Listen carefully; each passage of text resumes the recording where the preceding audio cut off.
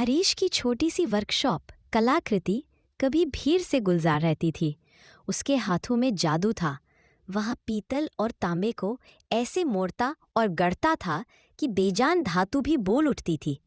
उसकी पहचान उसकी कला से थी और उसका गुरूर उसकी ईमानदारी से।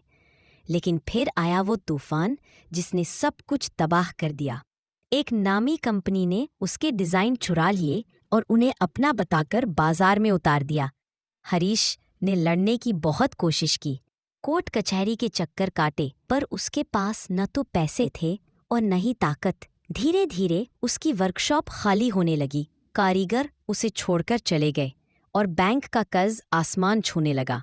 उसकी पत्नी राधा हर रात उसे टूटते हुए देखती थी, पर उसकी हिम्मत नहीं थी कि वह उसे दिलासा दे सके। हरीश की आंखों में चमक अब बस बुझती हुई लौ जैसी थी।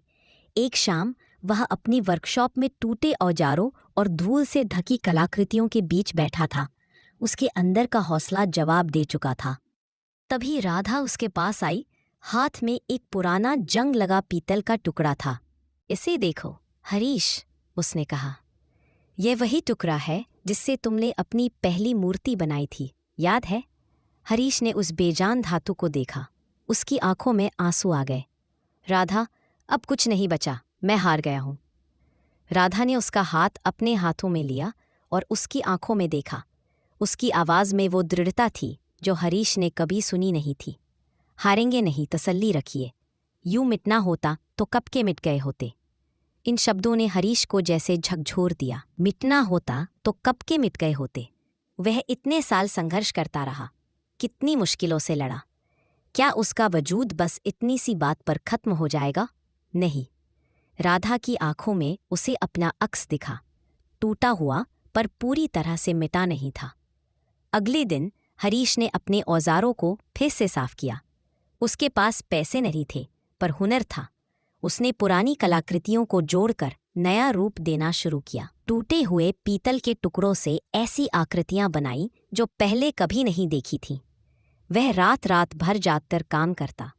राधा उसका पूरा साथ देती, छोटे मोटे काम करती और उसे हौसला देती रहती।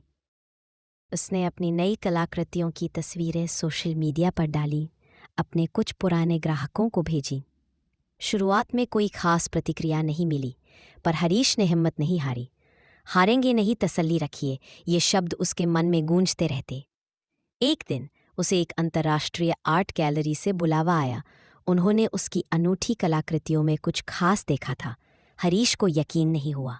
उसने अपनी सबसे बेहतरीन कलाकृतियां पैक की और राधा के साथ उस गैलरी में पहुंचा। उस प्रदर्शनी में उसकी कला को खूब सराहा गया। लोगों ने उसके हुनर और उसकी कहानी दोनों को सलाम किया। उसकी कलाकृतियां हाथों हाथ बिक गई। हरीश ने सिर्फ अपनी वर्कशॉप ही नहीं बचाई, बल्कि उसे एक नई पहचान भी दी। कलाकृति अब टूटी हुई चीज़ों से बनी खूबसूरत कलाकृतियों के लिए मशहूर हो गई थी।